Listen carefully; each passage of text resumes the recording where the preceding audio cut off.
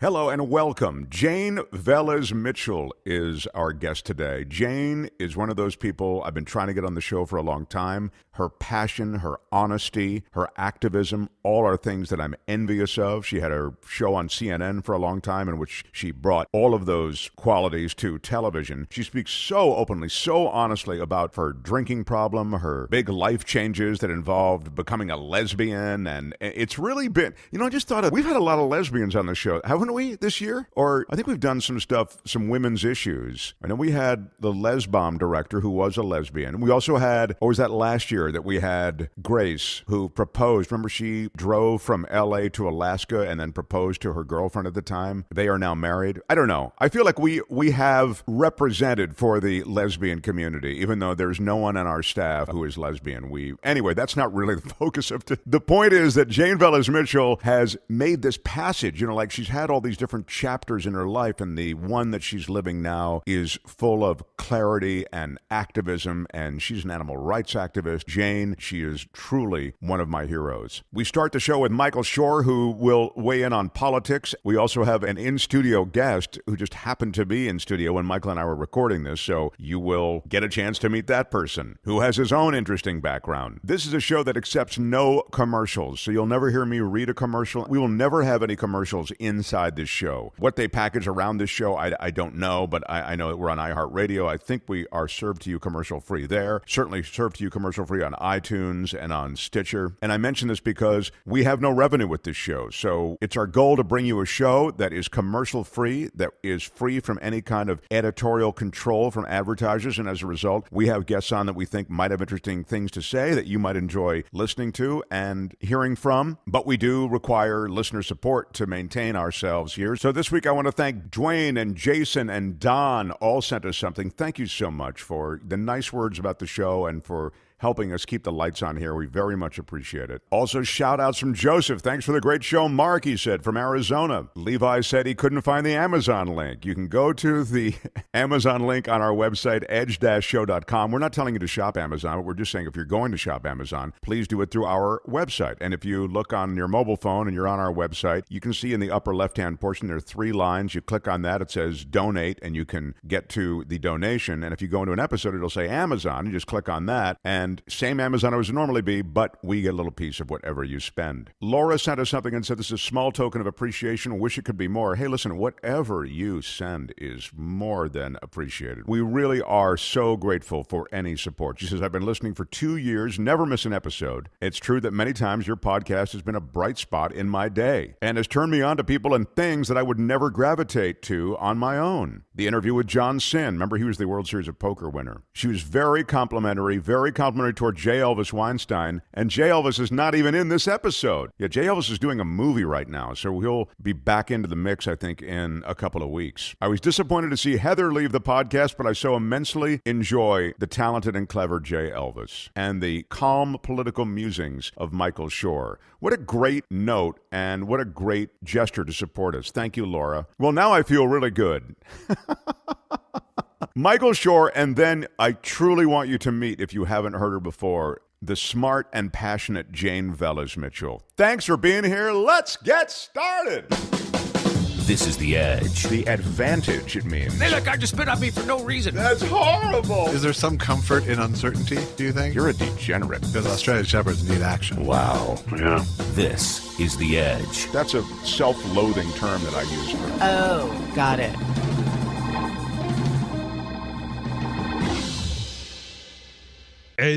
edge-show.com.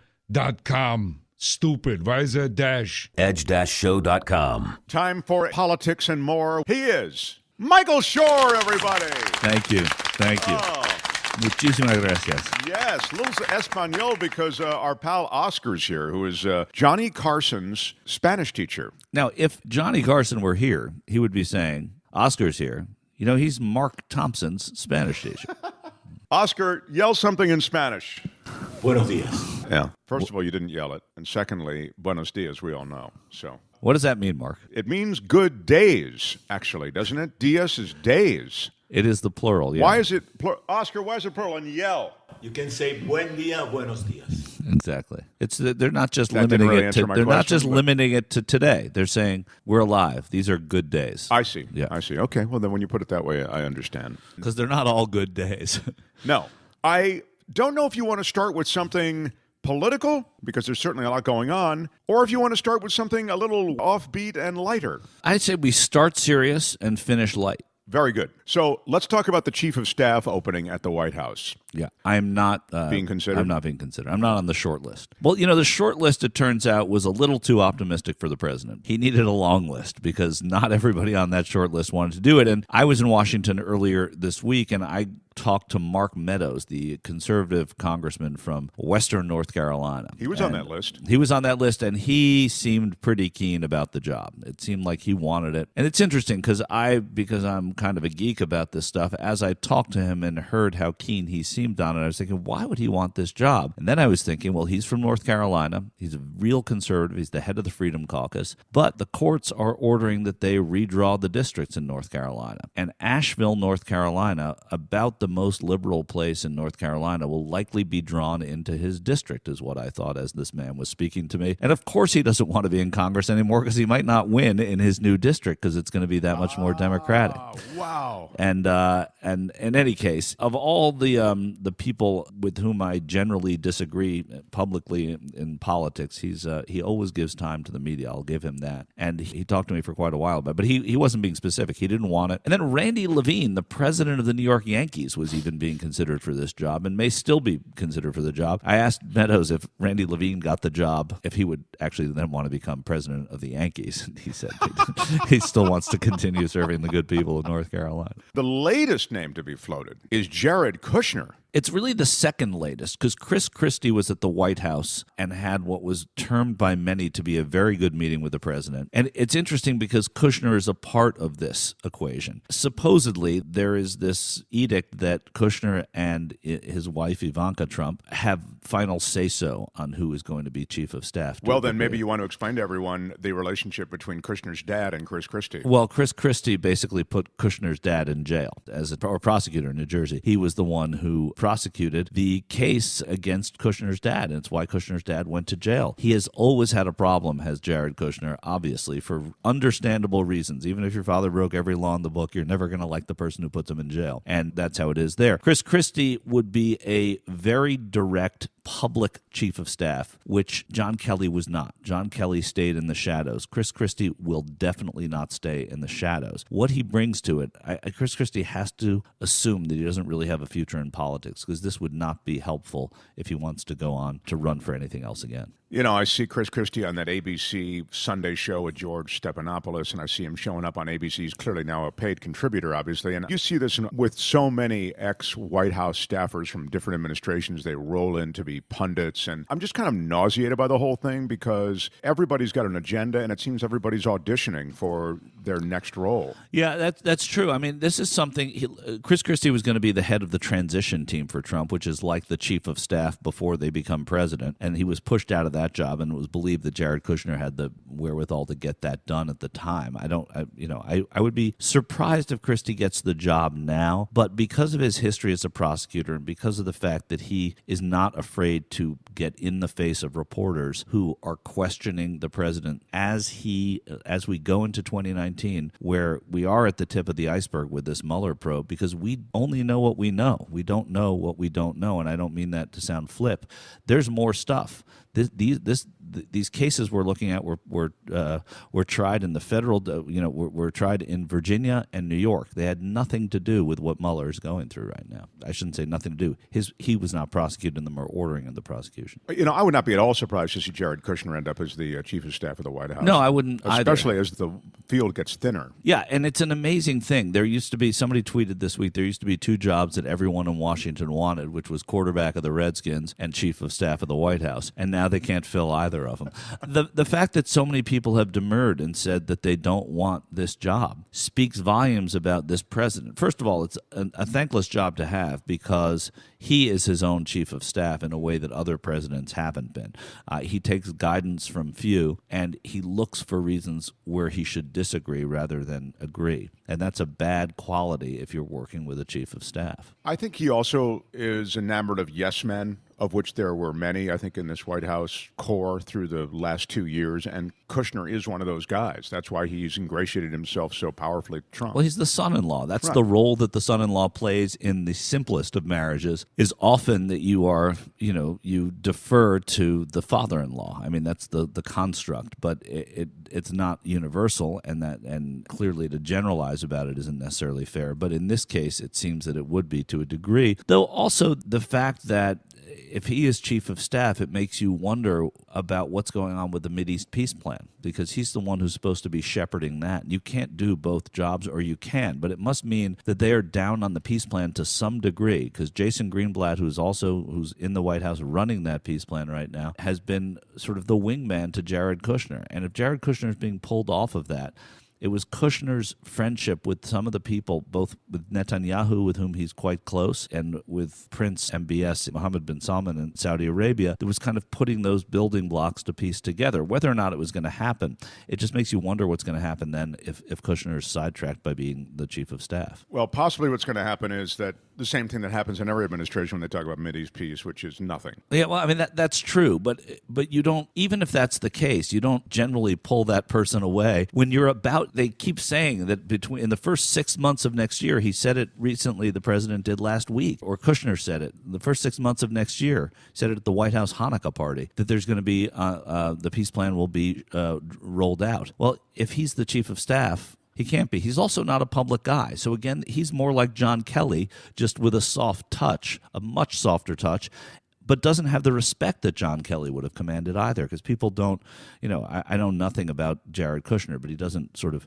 command the respect of the press corps and probably a lot of the junior and senior, especially senior staffers at the White House. Well, Nancy Pelosi, who I know is your favorite person to talk about and defend, and you are actually one of her. When I say defend, I mean, it's not like you're carrying "Go Nancy" signs when you leave, but Right. but she was being attacked by particularly the progressive wing of the Democratic Party, and you were just making the point that she had held her coalition together in the face of this Trumpian wave, the initial Trumpian wave, and so I suppose on some level you have to be gratified to see her stand up so strongly to Trump in that meeting in the Oval Office. It was supposed to be a photo op. That's supposed to be an absolute pro forma, no drama kind of thing, and it turned Bring into the press in, usher him out. right, the equivalent of those Girl Scout cookies moments with the president. Right. But what happened? Well, first of all, I just want to say that the uprising or the insurgency within her own party was not just progressives. It was led by Seth Moulton, who is a real centrist Democrat, if anything.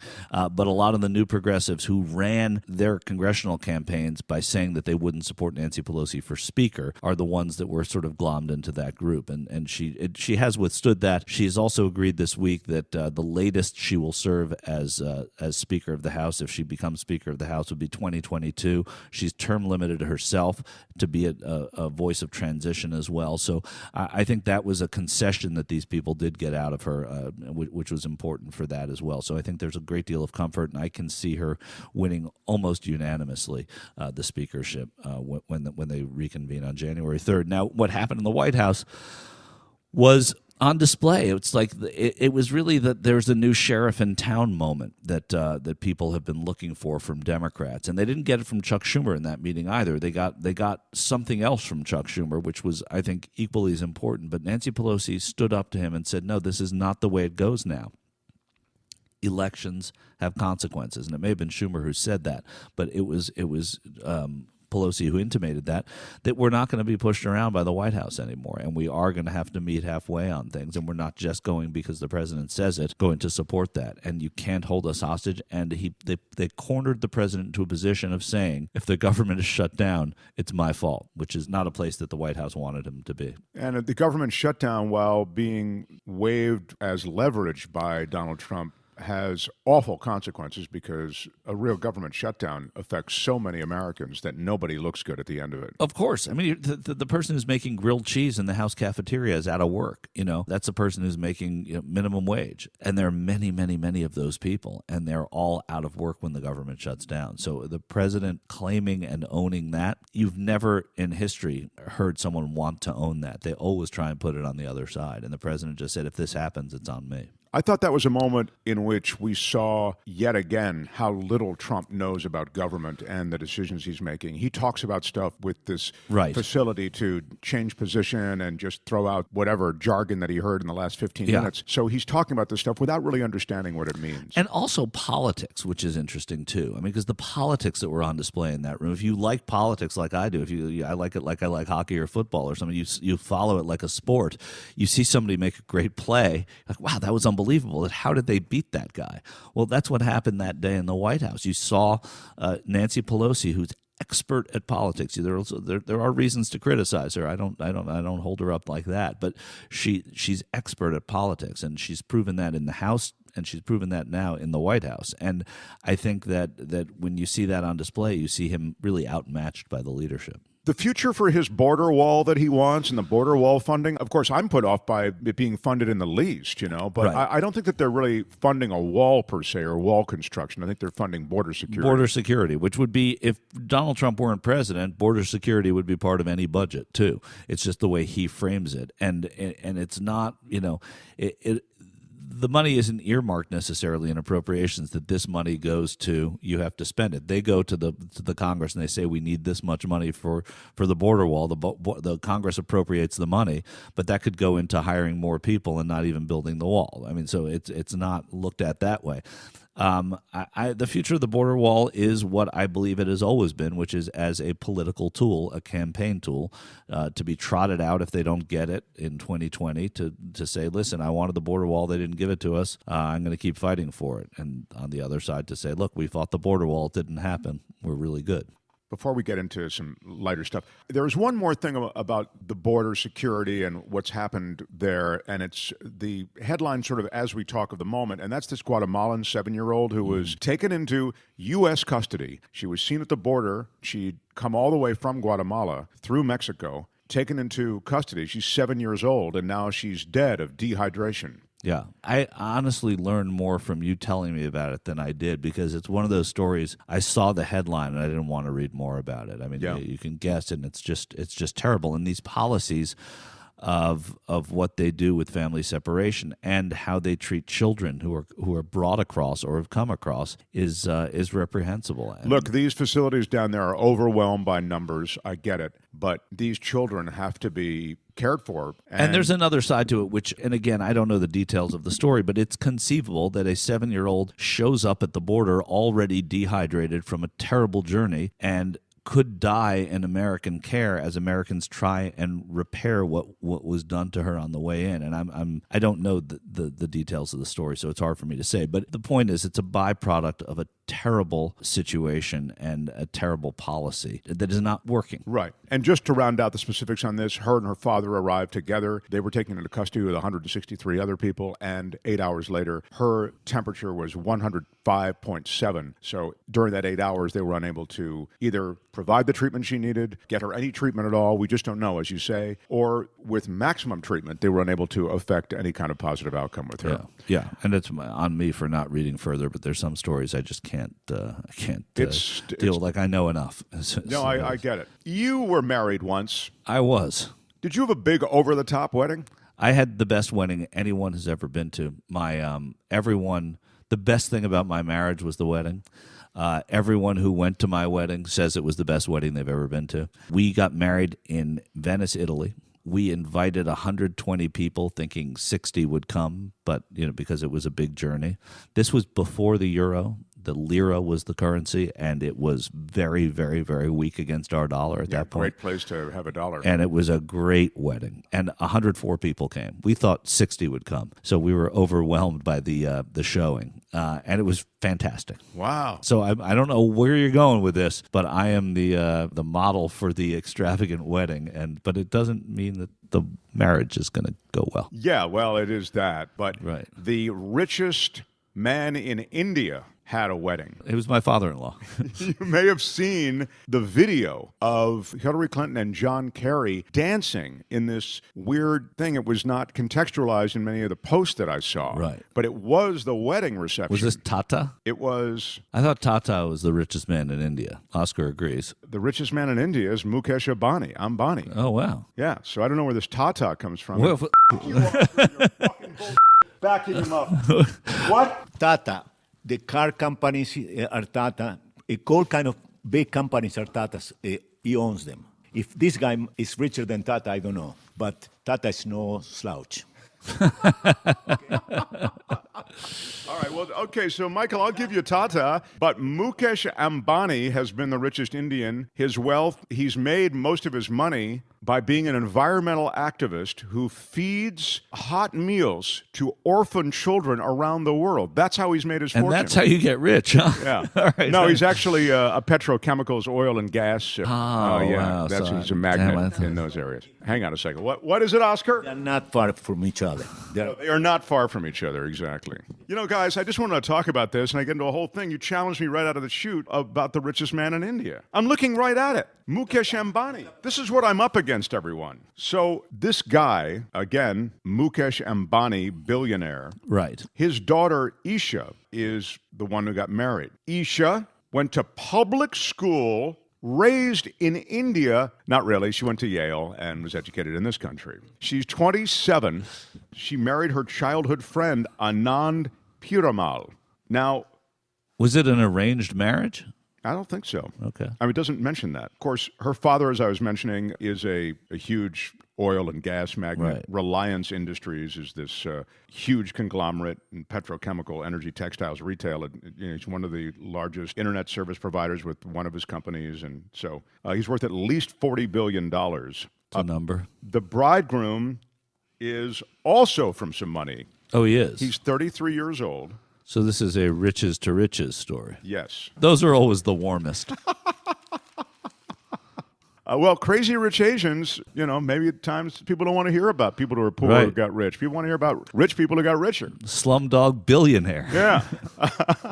The groom's father, a real estate and pharmaceuticals magnate with a net estimated worth of $4 billion. Wow. God. So he must be embarrassed to even show up at the wedding. It's crazy. they had a ceremony for their engagement at the Villa d'Este on Lake Como in Italy, the most expensive place on Lake Como to stay. It's the most expensive hotel. It's the most famous, and it's where kings and princes are feted. Right. At the engagement ceremony, John Legend performed with more than 600 guests. And then for the wedding, Beyonce performed. She did 45 minutes.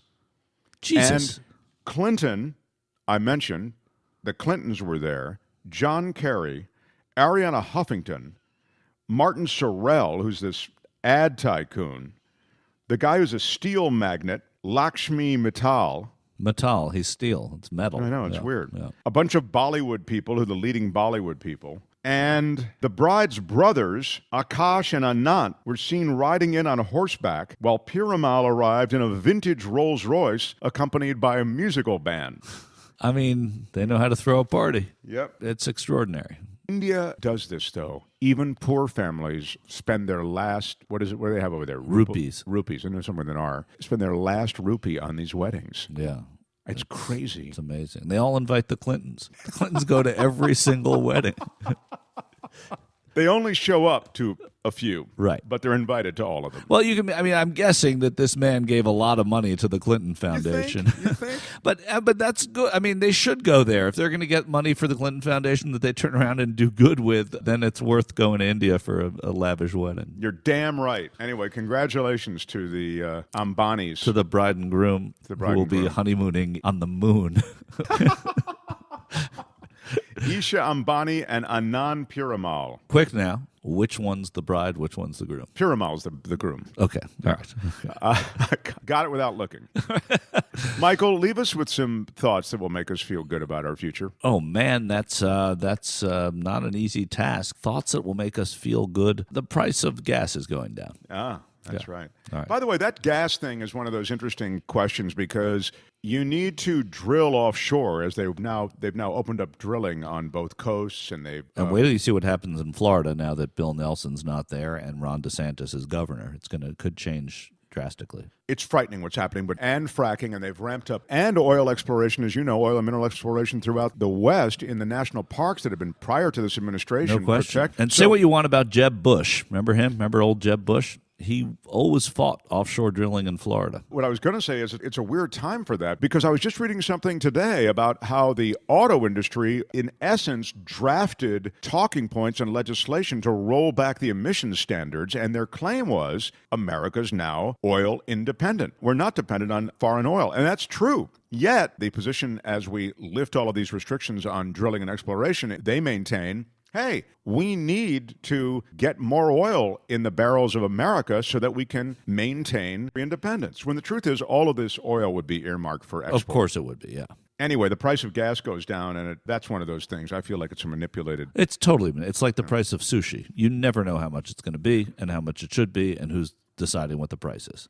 There is one thing I know. Your son scored a hat trick in a hockey game, and I know for a father who's all about hockey. Yeah. That had to be very exciting. It was exciting. It was really fun. It was fun for him. He's never had a hat trick. He's not a goal scorer. You know, what was funny, he hadn't scored in a while, and before the game I said to him, you know, just go to the goal. Just get a garbage goal. Just get a bad goal, because that'll start, you know, they come from that. And, of course, he said, I'm not all about goals. Dad, I'm not about goals. I'm playing my game. And of course, he gets a garbage goal. The worst goal ever was his first goal. It might not even, it was like off a face-off, and he was the last person to touch it. And he never admitted that I was right, but he then scored two more, and I was right. Well, that will always be. He'll never admit you're right. And also, he'll never have goals. He'll say, Dad, I still don't have goals. Well, if you have no goals, then there's nothing that you don't live up to. So. Right. Oscar, what are you saying? Your granddaughter is moving away? Champion. No. Wait, who is your granddaughter? Jade Carey. And what is she? She is the world champion in gymnastics. Is that right? Absolutely. You can look it up. Well, that doesn't make my son's hat trick in the South Bay look too good. She's competing, or what is she? She's in the group that's supposed to go to the Olympics. Wow! Yes, sí, señor. I show you. It's very exciting. Es muy excitante. Congratulations. Muchas gracias. Or felicitaciones. Muchas gracias. I think you know a lot about gymnastics. If I just want to prove if this is true, name this person. That's Jade Carey. All right, good. You got it. He's our favorite. He is Michael Shure. Oh, folks, thank you so much. Thank you. I really appreciate it. Thank you all. You're all so good to me. Get home safe.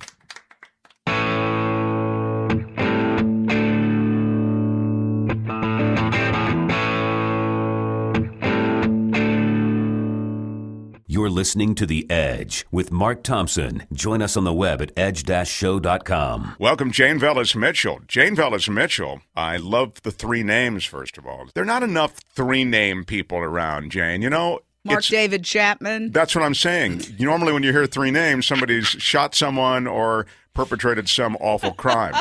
So in this case, you're a crusader for all that's good in the world, and you still carry the three names. Well, actually, I was born Jane Mitchell, and I added my mother's name as a result of going into therapy many years ago. And, when I was growing up, my dad was Pierce Mitchell. He was Irish-American. My mom was Anita Velez-Mitchell. She was one of the early hyphenates because she was she was a very advanced person, and she was sort of always on the forefront of change. She was doing yoga in the 40s when nobody even knew what yoga was. And so I went into therapy, and it came up that I felt like Jane Mitchell didn't really describe me, and I was always explaining myself to people. Like, well, Jane Mitchell, what exactly is your background? And questions like that. So in therapy, I had mentioned that my mother was one of the early hyphenates. She took my dad's name, but she kept her own. And the therapist said something like, well, have you ever thought of doing the same thing? And I thought, wow, that's incredible.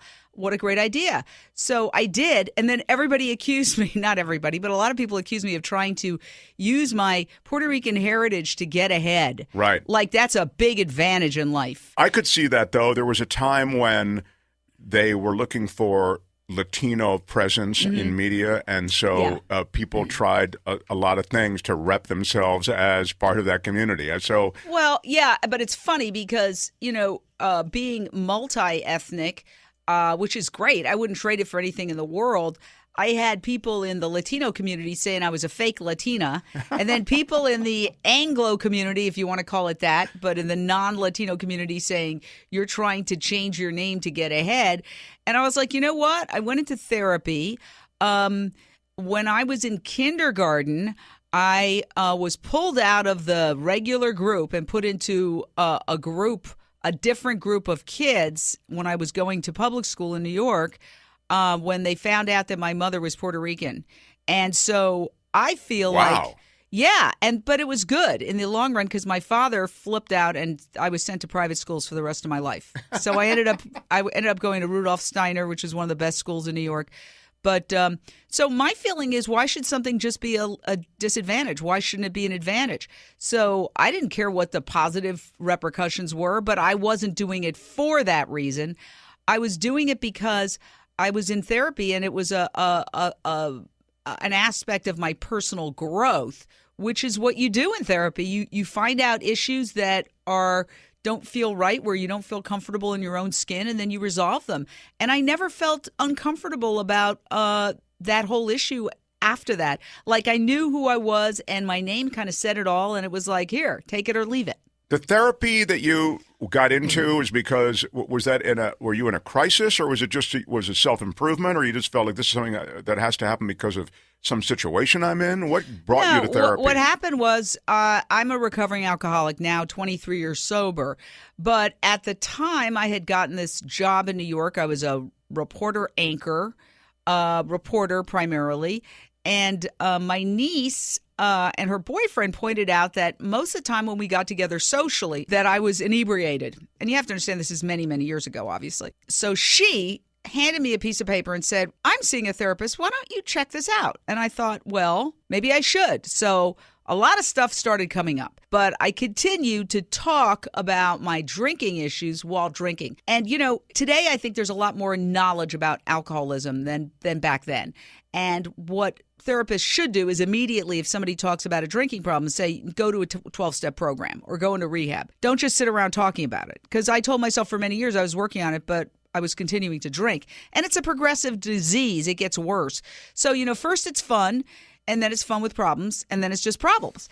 And, I had a model. My dad was a very successful advertising executive. He had a company on Madison Avenue, and he was a high-functioning alcoholic. So I learned to drink the way he did. He didn't drink before work. I never drank before work. I never went on the air drunk. But at night, I drank, and the next day I would have a hangover. So that's not functioning optimally. And that's exactly what he dare Were you a partying drinker, or yes. Were you? Yeah. So you were a happy drinker. I went out and, because sometimes you hear other people who are in recovery or whatever talk about, oh, I isolated, I stayed home. And I was like, oh, my God, I wish I had just stayed home. But I was out there on the dance floor doing interpretive dance, having a good old time. I'm not saying, look, I never got a DUI. I didn't lose the house, the car, the job. But, it's a problem when you can't. What's the definition of any addiction? When you are powerless to say no.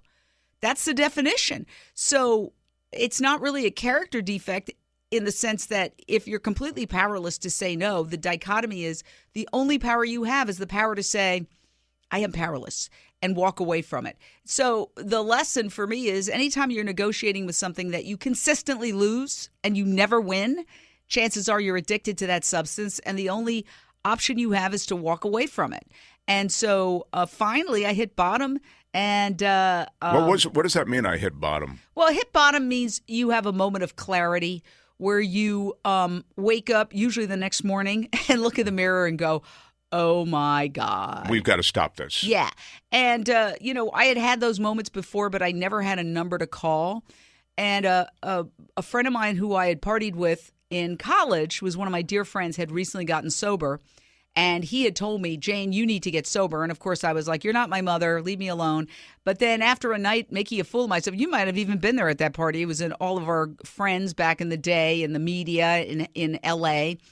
And it was one of those parties where it was kind of like who would have shown up at an intervention, except they were there the night before. And they got to see the whole thing. And basically, it was a lot of people And I could keep it together when I just drank wine, but if tequila entered the picture, all bets were off. And somebody had brought a whole jug of tequila, and the next thing you know, I was teaching everybody how to do snake bites, and I went into a blackout, and it was not pretty. I left over the shoulder of my boyfriend, and the next morning I woke up and I was like, oh, my God. But this time I had a number to call because my friend had joined. He had gotten sober, and he said, this is for you, Jane. You need to get sober. So that time I went downstairs, walked into the back room, called my friend, and I said, you're right. I have a problem. I'm turning myself in. I literally said that. He said, okay, great. I'll get you help. I'll pick you up. Well, I had thought my boyfriend had walked out on me. But when I walked back into the living room, there he was sleeping in the couch. Now, had I seen him, I would not have made the call. That's alcoholism. I really thought, oh, boom, I really did it this time. But I had a number to call, and I've never had a drink since. That's wild. It's so the case, I think, often that you're ready to make the change, but that moment doesn't come. But you have to be ready because the moment might come and you're not ready. And I mean, I just think this applies to so many different things in your life, But something of that sort, whereas you say it's an addiction, it's a chemical addiction in some sense. It's a behavioral and social addiction, and I think there's a chemical aspect to it, isn't there? Well, I think it's multi-determined. It's a lot of factors. One, I grew up in an alcoholic household, and even though it was a high-functioning alcoholic, my dad never got a DUI, never got arrested. He was an executive right out of Mad Men with the pipe and the whole 9 yards. But does that mean you see it and it looks... It looks normal. I see. I remember when I went with my sister to London and her husband, who was a Philharmonic conductor, and I was supposed to babysit the kids. Actually, I went out and partied all the time and didn't do a very good job of that. What do you do with the kids while you're out partying? Yeah, exactly. Anyway, I was a horrible babysitter. And anyway, I was with them, and I was shocked to see that we would go out to dinner, and they wouldn't drink. They didn't order any alcohol. And I was like, what's wrong with them? Because I was about 13. And it was so strange for me because in my household growing up, everybody drank martinis. My dad would drink 4 martinis and, 5 martinis. And that I thought was normal. So I think it's environmental. It could also have a genetic component. If often there's people who inherit. You don't know how much is environmental or inherited. And then there's also the emotional component. And I could tell you 100% for sure, I was drinking down my sexual orientation because I had given it the old college try to be heterosexual, and I dated, many men. And my last boyfriend is a great guy. I'm still friends with him, and he was a really wonderful guy. And I wasn't totally faking my affection for him. But I knew there was something. I knew there was for years. I mean, now I look back and I could say I had a crush on a girl in high school. At the time, did I know? No. I thought I just wanted to bum cigarettes off of her all the time. I didn't realize that I had a crush. We have a very heterocentric culture, kind of like meat-centric, right? Where it's the attitude is, my father used to say, when you grow up and get married, to a man, there was no concept that gay. I mean, it happened a few years later. I remember I was on the Stairmaster at LA Fitness or one of these health clubs where Ellen did her famous sitcom where she got on the loudspeaker at the airport and basically announced that she was gay, and it was like, oh my God. Yeah, I remember. It's a famous episode, and we just referred to it on a prior episode of this show because it was really a turning point for gay women. Absolutely, it was a turning point. And I remember I was way too curious about that episode. So there were a lot of, I kind of knew, but denial is an extraordinary thing. And it can work very intensely on a person where you just put your blinders on. But once I gave up alcohol, I couldn't lie to myself anymore. I had to be honest. And now I'm out. I came out on the radio, so I'm coming out again. Hey, why not? Just keep coming out. But I was actually. What was that like? Did you plan? How do you plan what you're going to say and how you're going to do it in the moment at which you're going to come out on the radio? Well, I didn't plan it. It was totally unplanned, Mark. What happened was I had been in local news for many years, as you know, and then I went to a syndicated show called Celebrity Justice, which actually is a precursor of TMZ in many ways. And then that show wrapped up, and I was kind of doing freelance things. I was filling in at True TV, doing crime stories. I'd written a book, and I was asked to be on KABC Radio, which lasted literally, I think, one day. It was quite a disaster. Why is that? Well, it lasted one day because the first part of it, I got into an argument. I was supposed to be doing news segments, and I got into an argument with Larry Elder because he was knocking Priuses, and I drove a Prius. So instead of doing my news segment, I said, I'm sorry, Larry. And I know Larry. I mean, he's a nice guy, but we got into a debate. Sure. I mean, his politics are diseased. Yeah. And so we got into a debate about Priuses, and then that didn't go over well. And then in the next show that I was supposed to do something, I decided to come out just spontaneously because we were talking about Larry Craig, the toe-tapping senator who was caught in a Minneapolis bathroom with a wide stance. Yeah. Right, I have a wide stance. So we're going on, and I was with Al Rantel, who is a log cabin Republican. He's gay. The log cabin Republicans are the gay part of the Republican Party. Yeah, and nicest person in the world. And so we're going on, and in the break, I said to him, Al, I feel like a hypocrite. I feel like here I am taking this person's inventory, and I live with a woman, and I'm not even talking about it. And I said, I just feel like I need to say something. And he said, well, be my guest. Go for it. What did he say? So I called my girlfriend at the time. I said, guess what? I think I'm going to come out on the radio. So turn it on. And so I came out, and it was devastating. Absolutely devastating. You know why? Why? Nobody cared. Nobody. It was like a yawn. It was a big yawn. It was like, oh, yeah, that's a real shock. I mean, nobody. Well, no one knew you to be gay, right? Or no, did but they? I think nobody knew me to be gay. But I think people who knew me well probably could pick up on some gaydar. Know. But more to the point, nobody cared one way or the other. Nobody really cared. Yeah. I mean, it was so disappointing. No, you have because you're living with such angst about it. How do I say it? Right, exactly. And the funniest part, my boyfriend at the time, who I had broken up with, but I was still friendly with it, he said, it's worse than that, Jane. Nobody's thinking about you at all. Well, look. You mentioned your New York thing. You were working there. You've been a big personality on television as a journalist, as a reporter and anchor. You have this tremendous charismatic dynamic. And I'm not just saying it because you're here. I've said it to others. I mean, especially as it relates to animal activism, which I know we can get into that because it's a big part of your life. And I'm just so impressed, frankly, is the word that comes to mind, with all you've done. But to what I was saying, that movement, the animal rights movement, needs spokespeople who are passionate, articulate, and unrelenting. And you are all of those things. And so that's something that has come across in your career as you anchored your shows on CNN and you have had all these different iterations of your career the way many of us have. That passion, that dynamic doesn't drop off. I mean, it really is kind of a signature as to who you are. Yeah, well, it's sort of in the hard drive, and it's a double-edged sword. I can be in restaurants where people are like, can you use your indoor voice, please, ma'am? So it can be strident. Some people regarded as strident. And, I've been working on it. Look, life is a journey of self-discovery. You're working on turning yourself down? Is that what you're telling us? I have, because I've been criticized for it. Oh, hell yes. Even my girlfriend will say, why are you screaming at me? And I'm like, I'm not screaming at you. Oh, yes, you are. Do you do that thing like, I'll show you screaming? That's screaming. You mean like Matt Damon imitating Kavanaugh on Saturday Night Live?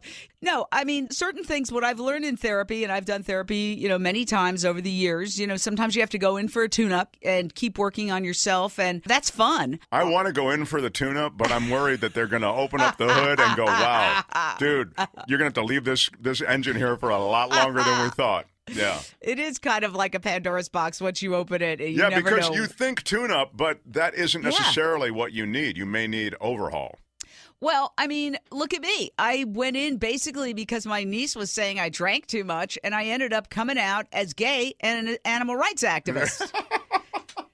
So there you go. But the therapy didn't make you an animal rights activist. Well, in a way. I mean, when I was drinking, I didn't really do anything that helped anybody else. That it made you more sensitive. It had, I'm just surmising this, that it made you more sensitive to other creatures besides yourself, right? Yeah, I mean, you start being of service to others. You're not just self-obsessed. I mean, alcoholism or any addiction is really a disease of self-obsession, too. You're trying to moderate the world internally. You're trying to, instead of accepting life on life's terms, you're trying to change the change the world from the inside out.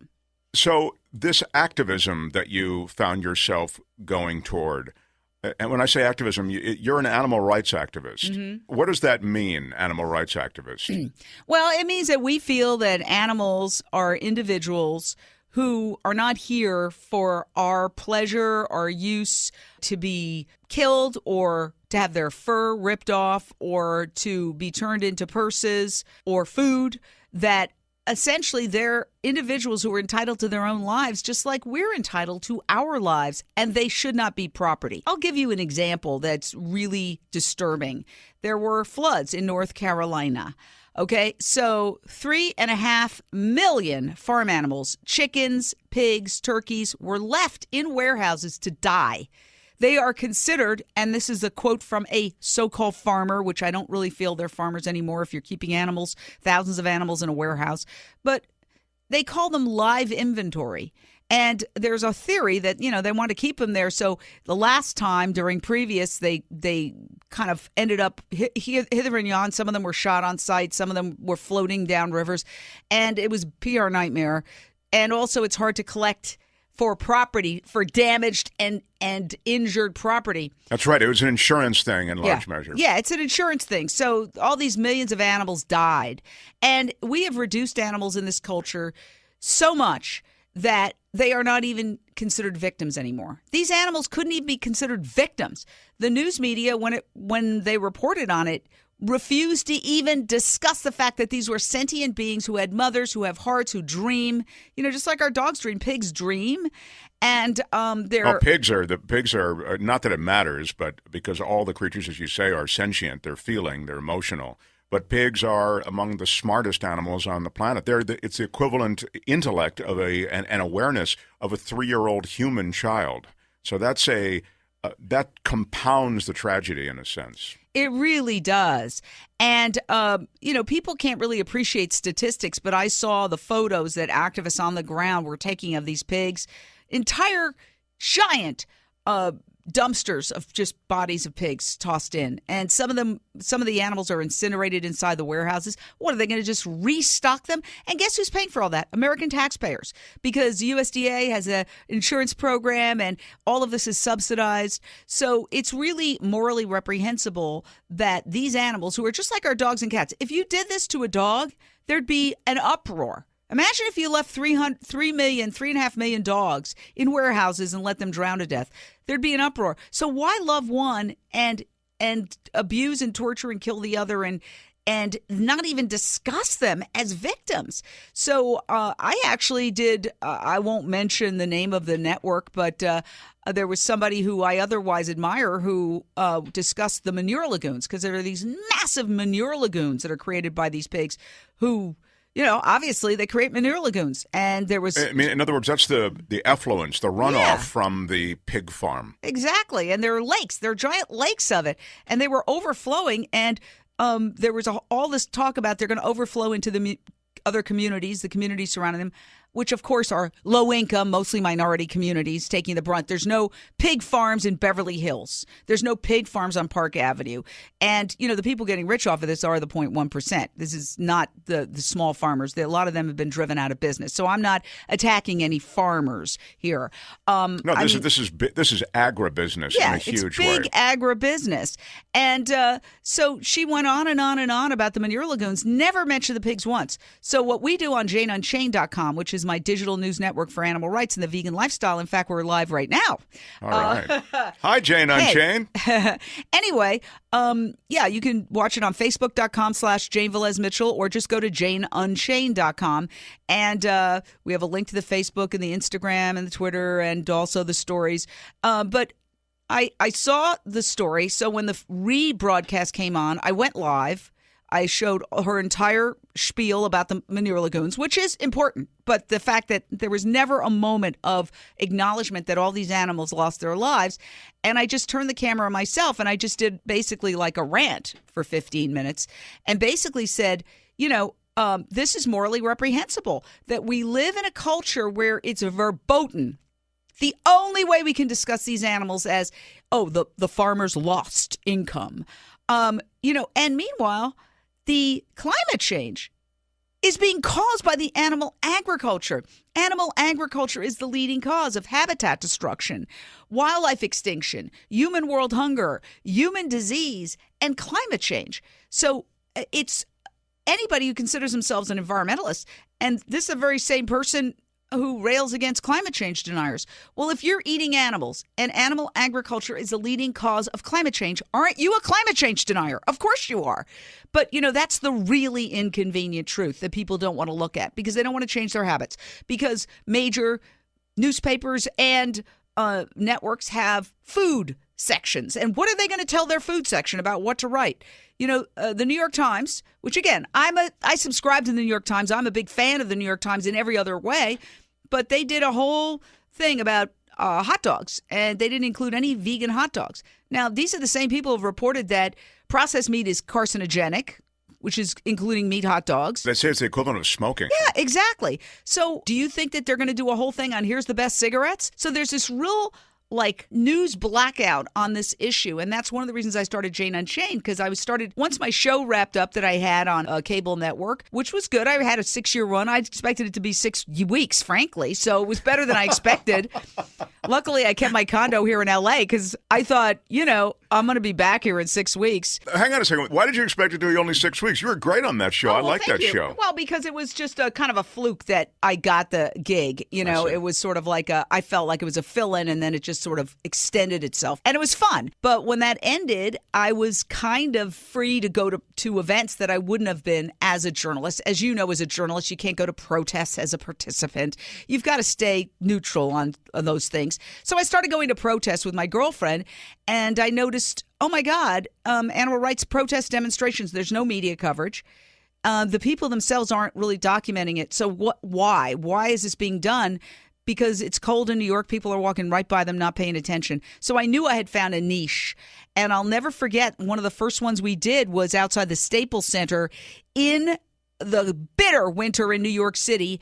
And Not the Staples Center. Is it the Staples Center in New York? In Brooklyn. Yeah. I didn't know there was a Staples Center. I think there is. Yeah. It's a big. I'm sure you know. Yeah. I didn't know. It was several years ago. It was like early 2015. Anyway, it was a Ringling Brothers show with the circus, and we had 200 people out there in 9-degree weather, because I looked and my hands were shaking, and I thought, is this really worth it? Am I going to achieve anything by doing this? But we were the only people recording it as a news, journalistically.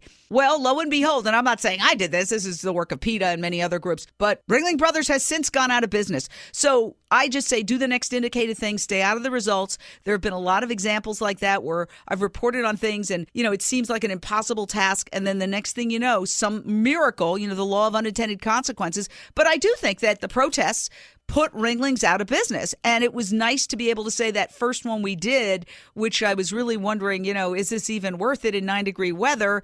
But the 200 activists were there. And eventually those activists triumphed along with groups like PETA.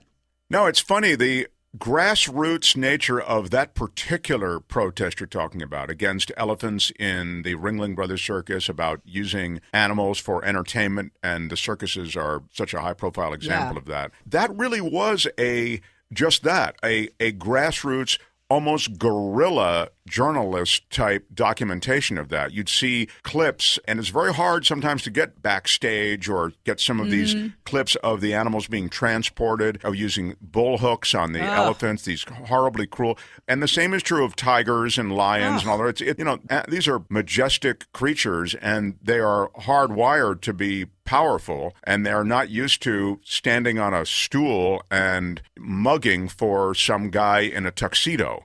So that has to be beaten into them. And I would urge everyone, do not take elephant rides or swim with the dolphins or any of that stuff. When I went to India many, many years ago, I thought, I love animals. I'm going to ride with the elephants. I am so ashamed that I did that. It turns out that these animals are abducted from their mothers. They often kill the whole family. They break these elephants. They beat them into submission. That's exactly right. Yeah, and the same thing with rides of camels. Do not ride animals. Don't ride carriage horses in New York. There's a big issue now. We've been fighting to get the carriage horses out of New York City's traffic. Can you imagine with the New York crazy traffic that they've got these poor horses that are spook animals, they're flight animals? It's It's funny. I was just thinking about that today. It's so weird that you would bring that up because I've been aware and I've been repulsed by the fact that there are those carriage horses in New York for many years now. But I just, for some reason today, I think somebody posted a picture of a carriage horse that had collapsed in the street in New York. And I thought, well, it's just weird how that thing, we can't put a dent in it. People still view it as this romantic thing.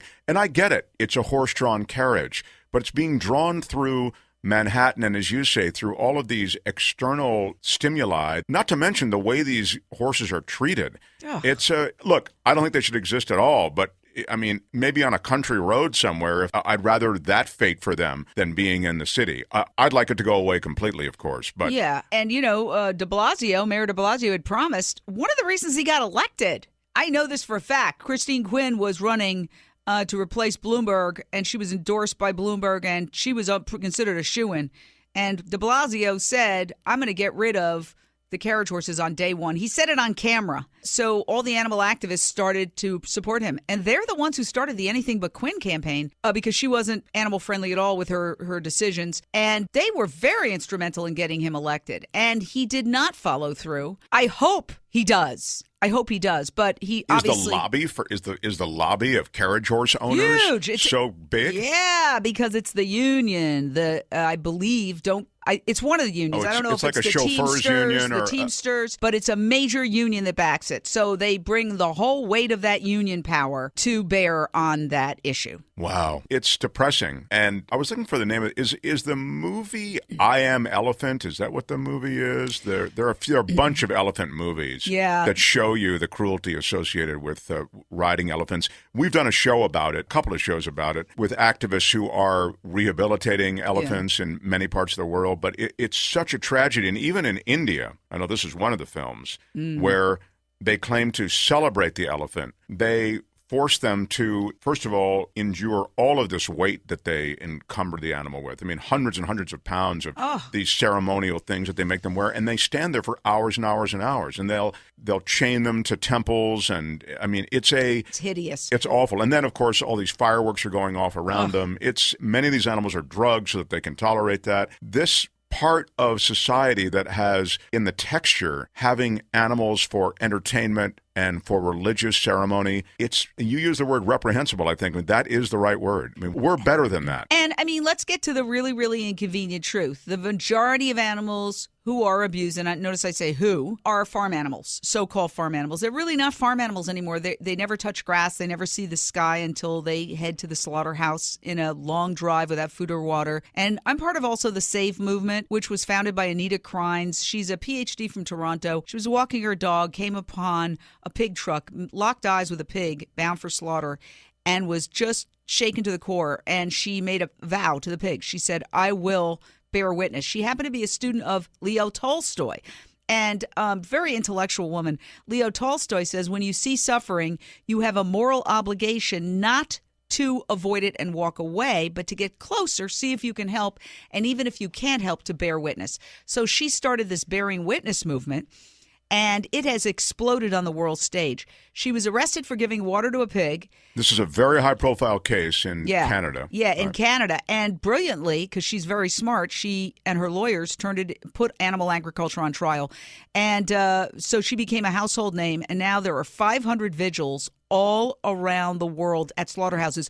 We bear witness with Los Angeles Animal Save right just a few miles from where we are, where there's a very large pig slaughterhouse, and you can join us by going to LA Animal Save on Sunday night, Monday night, and Wednesday night. And that bearing witness, which, as you say, has become something that has tremendous momentum. That bearing witness, first of all, I wonder if you could just explain what it is, and secondly, why it's important. I mean, does it make a difference, or is it important in other ways? Tell me what it is first. Well, basically, we gather, and the SAVE movement has chapters all around the world, from Latin America to Europe and the United States. And by the way, Jane Unchained has made a commitment to cover these. So we've got a lot. We have about 70 contributors around the world now, and we do the saves when they're happening in Buenos Aires or Switzerland or in the United States, and go live so we can show people. Because when people look, see, it's about removing people from the reality of what they're doing. I dare say most people could not kill the animals that they're eating. Of course not. And not certainly at the level that they're eating them, which is more than in the entire history of humankind. 74 billion animals killed every year, just land animals, not including fish. So when we go to these vigils, we bear witness, we look at the animals, we do the hard work of coming to terms with the reality of what's happening. We try to comfort them. We say things like, we're so sorry. We touch them. We don't pet them because they're not used to being petted, but we do try to just maybe give them a loving touch, give them some water. They're often very thirsty. Well, some of them die on the trip. Oh, yeah. I mean, it's not unusual at all because it's, as you say, it can be days that they could be trucked with no water and no food. Well, the other day we were there, the other night, and we saw a pig's leg just sticking out of one of the holes, and it was clear that the animal was dead. It was just one leg sticking out motionless. So, yeah, they die. I mean, they're on these trucks packed in for hundreds of miles, often across state lines, and without food or water, and they're dehydrated. I mean, they are so thirsty when they arrive. And so, like Los Angeles Animal Save has, sometimes there's 300 people there, and there's celebrities. Moby goes, and Joaquin Phoenix goes, and Kat Von D goes, and Tony Kanal from No Doubt goes. I mean, it's a very interesting scene of people, and they have water tanks, and they give them water, and they're double decker. So the ones on the top are really suffering as well because it's even harder to reach them. And it just shows you, when you look at it, you go, wow, this is wrong. There's something really wrong. I don't care what religion or what background. When you look, I defy anybody to be there and look at this and say this is okay. And often, one of the challenges is we're supposed to bring, non-vegans, like people who would maybe see this and stop eating animals, and they don't want to go. A lot of them. Like, I have a very good friend who I've been trying to get to go, and she doesn't want to go. She wants to eat her bacon, but she doesn't want to go. But that's why social media is important, because when we show it on social media, a lot of times when they see those pigs looking at them, and they may make eye contact, and they realize that they have the emotional and intellectual development of toddler humans, and they're babies. They're only 6 months old. What are we doing? Is this what we've become? Where we consider animals live inventory, we let them die by the millions in warehouses, drown to death, so we can get our insurance write-off, where we put them in trucks and transport them hundreds of miles without food or water. I mean, is this what we've become as a culture? That's sociopathy. It's just morally wrong. And it may be legal, but that's the whole point of progressing, is that we know that people don't need to eat these animals to survive. There's millions of people who don't eat animals who are healthier than the general population. There's a film called Game Changers that's coming out now, which is all extreme athletes, including football players and marathoners and triathloners and Ironmanners, and people have won Olympic medals, and none of them eat animals, and they're extreme athletes. So yeah, the idea that somehow you're not going to get enough of your protein, that's just so absurd when you see that film, or when you just read about anybody. Of course, the 300-pound vegan Dave Carter. He's a former NFL guy. Yeah, I mean, so there's really no excuse, and we're brainwashed. This is the thing that somebody said to me the other day that I thought, and he's a brilliant man, Dr. Salesh Rao. He's instrumental in the founding of the internet. He's with climatehealers.org, and he believes that we can have a vegan world by 2026. And of course, everybody rolls their eyes and goes, yeah, right. But he says, you know what? I was instrumental in the development of the internet. And in 1990, people were rolling their eyes that people were going to use their cell phones and laptops to do everything. And so he feels that it can be done. And he says, you know what the truth is? They're not just farming the animals. They're farming people, too. We're all part of the factory farming system. They need us to eat the bad food. And then when we get sick, they can sell us billions of dollars worth of drugs. And so they're making a lot of money. It's all follow the money. Of course, and honestly, and I certainly hope he's right, or even if he's right in some small way, I'd be happy. But it's the money that concerns me. So when you look at the problem, there's such big money behind the food industry. There's such big money behind agribusiness. There's such big money at every link of the chain that it makes it very, if you'll pardon me, Jane Unchained. But there are just so many big money links there that I think we're fighting more than a fight of habit, although that's a big one too. I just see it as a much tougher mountain to climb. But wow, I hope it gets climbed. I hope we can even make some incremental progress in that way. I want to applaud you for discussing this because it's very hard to get this material on the air, which is one of the reasons why people are like, "Oh, we have to eat meat," because nobody's allowing that information. I'll give you a perfect example. Okay, after the North Carolina floods, where 3.5 million animals were left in warehouses to die, so a coalition of people, like a rapid response team, got together: environmental groups, community groups, animal rights groups. They held a news conference in Wilmington, North Carolina, saying they want the end of CAFOs, which are concentrated animal feeding organizations, feeding, the factory farms. CAFOs is what they're called. So the media showed up. They videotaped it. Never aired it. It did not air. They would not put it on. That's how powerful these industries are, and it's happened before. We had the same thing down at the vigil for the pigs here, and a news organization came and videotaped it. It did not make it. So why? Look at the advertisers. Sure. No, that's exactly it, and that's what squashes that information in so many different instances. I don't know how you beat that. I think the great thing is the internet. The great thing is social media. As you say, the pictures and the experiences can now be brought to life in a way that they couldn't be in the past because you were dependent on these commercial concerns like news organizations and all the rest.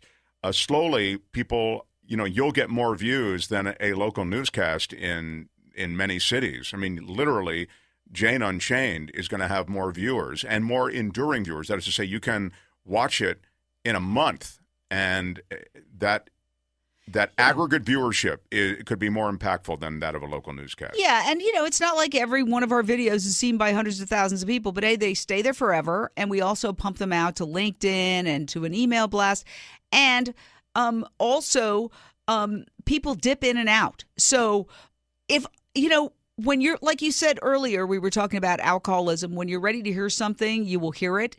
And, there's an old saying, when you're ready to hear something, your barber or your hairdresser or, the delivery man will say what it is you need to hear because you're ready to hear it.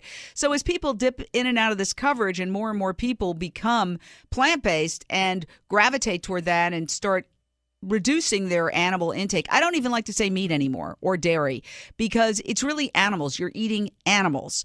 And as soon as we describe it as pork or meat or, bacon, it takes it away from what you're eating somebody. Thank you. You've just given me something. I will start doing that you're talking about because I'm kind of a softer sell in general. So I pick my spots, which I think you always have to do with every discussion. You should pick your spots, and you should know your room. I mean, if it's an older crowd, then you feel like health might be the better way to get to them. Then you talk about health and all the various health benefits of going plant-based. If it's a younger person, and by the way, everybody I think has a pretty good heart. No one wants to think that, as you say, that there's a face, that there's a sentient, emotional, feeling creature at the other end of this process that has brought them the burger or whatever. But younger people I find sometimes can be more receptive to that. But you never know who's going to be dug in. But more to the point, I love what you just did in referring to the animals themselves as opposed to the flip we do, meat, pork, whatever. Yeah, and I mean, that's what, the whole marketing is about. I mean, subliminally, you can, and they do, market animal products, and they make it connected to patriotism, upward mobility, keeping up with the Joneses. With men, it's meat is masculinity, and with women, dairy is femininity. So it's easier for women to give up meat, and it's easier for men to give up dairy because they've been subliminally programmed. And one of the definitions of, just like addiction, you're powerless, the definition of brainwashing is you don't know you're brainwashed. If you're brainwashed, you don't know it. Okay? That's the definition. And we're all brainwashed. No, that's a great point. I mean, these are things these are habits we've fallen into, and these are messages we've received since our ability to receive messages, essentially. So, yeah. And look, people ask me, and I should say this quickly. I want to take a break, and then we'll finish up. But I should say this, 6.5 years ago, a plus one day, or whatever it may be, maybe it's 7 years ago, I was just like every other a-hole. I was just like every other person. I was ordering ribs and, eating.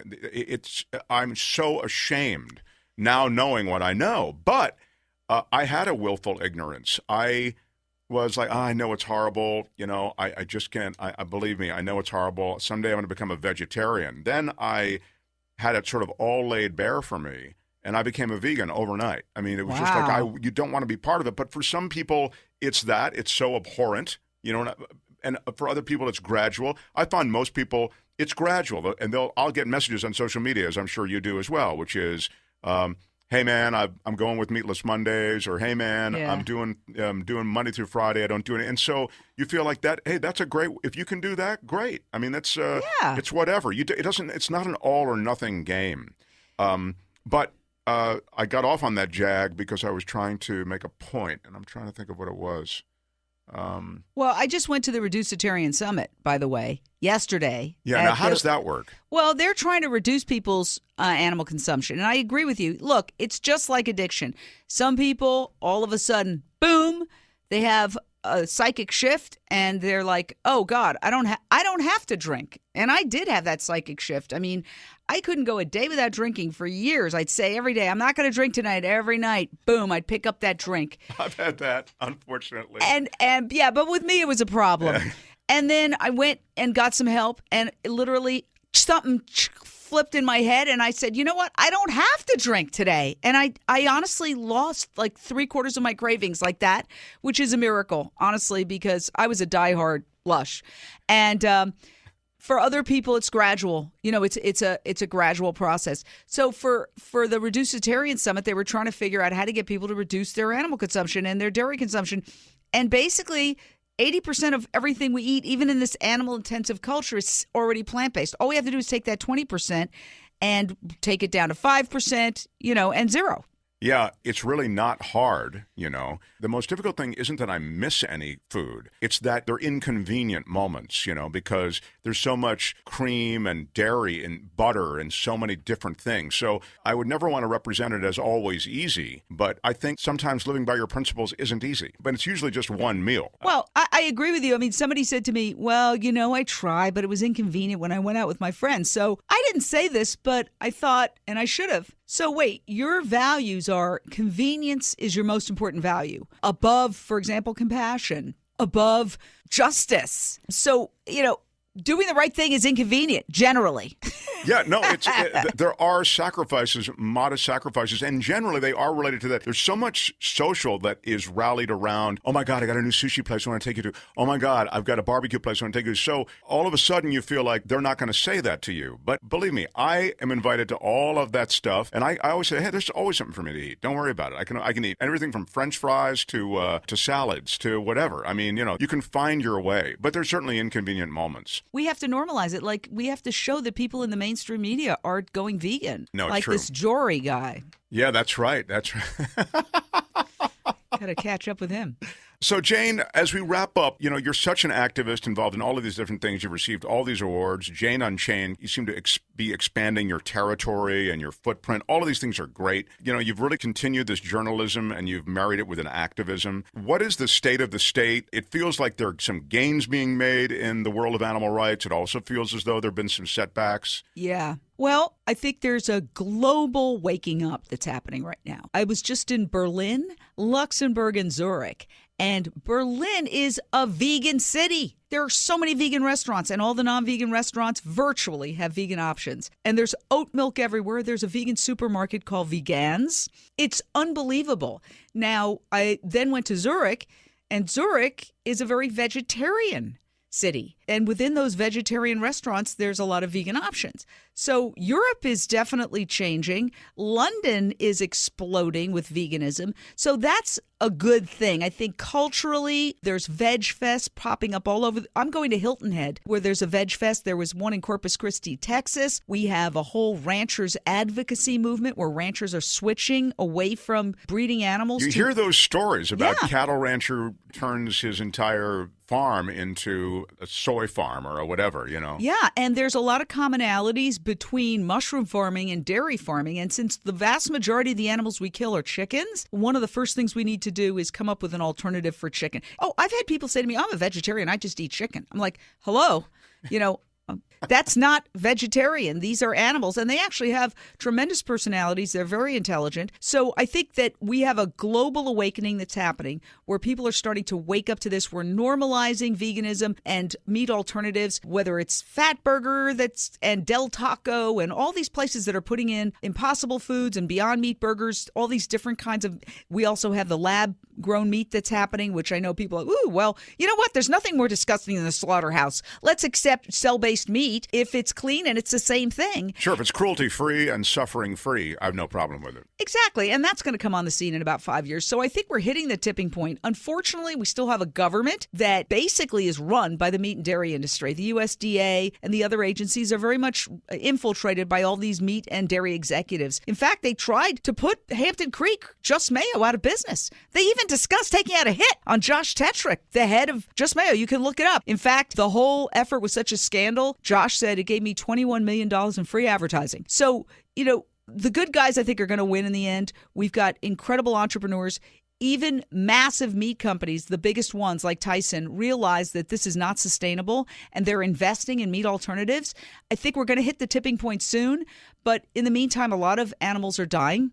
And it's a consumer issue. None of it would be happening if people just didn't buy these animals. And it's time for people to wake up. So if you've heard this and you feel like, oh, I don't know, it's not my problem, it is your problem because it's our planet and it's coming back to haunt us with, these 100-year storms are happening every couple of years now. Yeah, it seems no matter what your metric is or no matter what your issue is, whether it's environmental or whether it's about cruelty and conscience, this awareness can help you. This change ultimately can help you and the planet. We have such great values. I mean, I think generally the people we know, the culture we live in, I think many of our values are positive. And, if you were to beat a pig to death in front of a crowd of people, they would jump the guy trying to beat the pig and stop it. That's viewed as animal cruelty. But when it's done behind closed doors and then that's packaged as sausage links, there's a disconnect. I guess what I'm getting at is two things. Our collective conscience is well served by so many of the things that you've talked about. And also, one can be forgiven for the disconnect that they deliberately create between what you have in front of you and the animal it came from, the animal that it is, meaning that burger is in a wrapper and it has a cardboard thing over it and it's in a little bag with a cute logo, and you don't think that it's an animal in there that you're eating. May I say that it's often hundreds of animals? Because if you eat a fast food hamburger, that's processed meat that comes from many different sources, and there can be the body parts of hundreds of cows in that one hamburger. Yum. Jane Velez-Mitchell, I just applaud you in so many ways, love your passion, and love who you are. You. And thanks for coming through. I hope we can do it again soon. Let's do it. Jane Velez-Mitchell. Woo! Hope you enjoyed hearing from Jane Velez-Mitchell. Thanks again to Michael Shure and Oscar, the Spanish teacher. Hey, if you're interested in Spanish lessons, he's in Los Angeles. Drop us a line and we'll put you in touch with Oscar. You can reach us at edgewithmarkthompson@gmail.com. edgewithmarkthompson@gmail. Until next time, bye-bye. First of all, it's great to be on the show with all of you and all that and all these things. I love it. And if you enjoy listening to The Edge, subscribe to The Edge on iTunes, the Stitcher, and you can totally listen to it on iHeartRadio. edge-show.com. Stupid. Why is there a dash? What's with the dash? edge-show.com. edge-show.com.